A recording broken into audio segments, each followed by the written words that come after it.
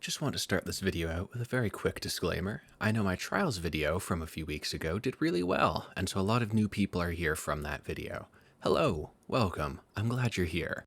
But I also want to let you know, this is not a trials focused channel. While I do have one more very big trials video in the works right now, it's not going to be a regular subject of my videos going forward. Just want to say that to avoid some confusion or potential disappointment that you might have. But I hope you stick around, I hope you still like what I do, and let's get on with the video. To start off our spooky month this year, I thought I would recommend some fun and seasonally appropriate movies that you probably haven't watched, that you can enjoy over the coming weeks until All Hallows Eve itself.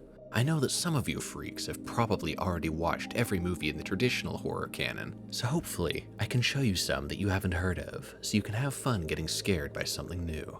I will also provide a rating from 1 to 5 on both how scary each movie is, as well as how gory each movie is, so that if you're either new to horror or very squeamish, you can get a spoiler-free way to judge whether or not these movies are right for you. First off, we have a movie called The Vast of Night, with an extremely limited theatrical release before being dumped onto Prime Video. This flew under a lot of people's radar, and I think that's a shame.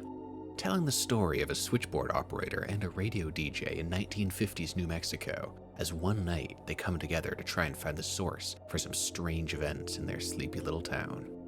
A debut from writer-director Andrew Patterson, this is a very fun period piece mystery.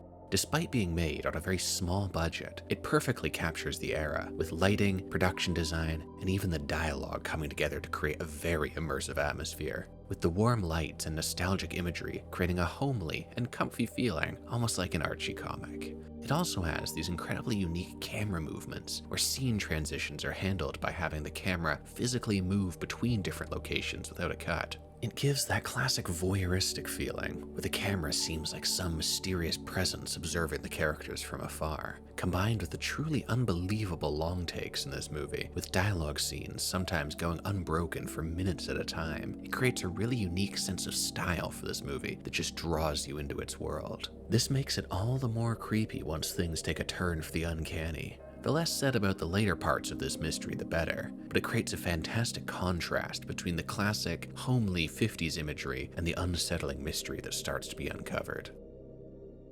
It also has a very unique method of telling this story, as later parts of this movie transform into almost a radio drama. With a lesser film, this might feel cheap, but here, the truly incredible vocal performances and the tastefully used sound effects build such a vivid mental picture, it draws your imagination in to fill the rest. On the scary scale, I would give this one 2 ominous phone calls out of 5. This movie falls more into the creepy category than outright scary, with most of its horror coming from implication and ambiguity rather than direct scares. Perfect for anyone who doesn't usually watch horror movies, and with a score of 0 on the gore meter, this is a great entry point for those who don't usually partake in spooky cinema. Second on our trip into the unknown is a Japanese film called Chime.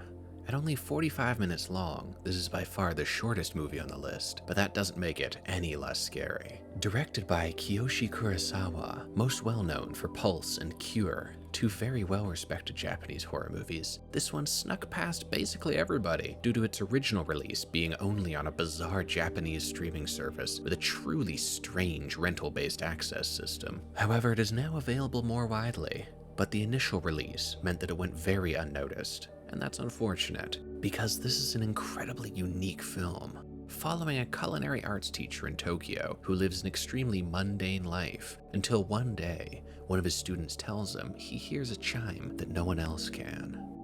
What follows is a deeply unsettling journey into chaos as this simple disruption to everyday life grows into something unknowable and terrifying. With masterful camera work and sound design, this film manages to twist the mundane into something much darker and more frightening, spiraling you into paranoia and fear until something as simple as a smile or an empty hallway can become so frightening you almost need to look away. With this film's clean, clinical aesthetic, it manages to achieve a rare feat in horror, making you terrified even during the day.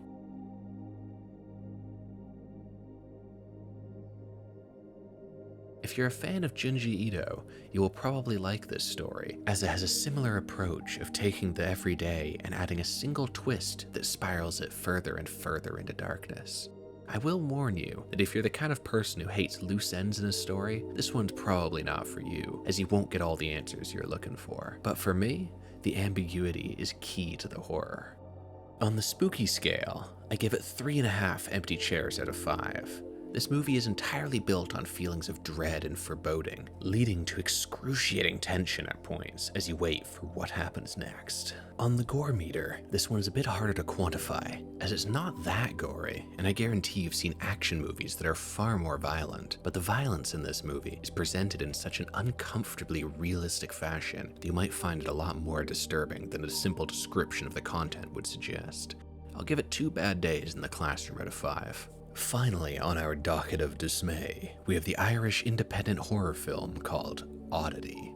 While moving into a new house in the countryside, a couple starts to find out that there is more than just the isolation to be afraid of out there. I'll bury the lead here and just say that this might be the scariest movie I've ever seen. I spent almost the entire time watching it either on the edge of my seat or cringing away from the screen at the nearly unbearable levels of tension this movie creates. The story twists and turns repeatedly, constantly changing your view on the entire story as new layers get peeled back and your perspective changes yet again. With all that being bundled up in just the most absurd levels of suspense I've seen in a very long time. This film is a perfect example of the classic quote from Hitchcock, where he says something along the lines of, "If a bomb goes off and blows up a dinner party, that's just surprise. But if you see someone place the bomb under the table and then have to watch as the partygoers have dinner at that table, then that is suspense."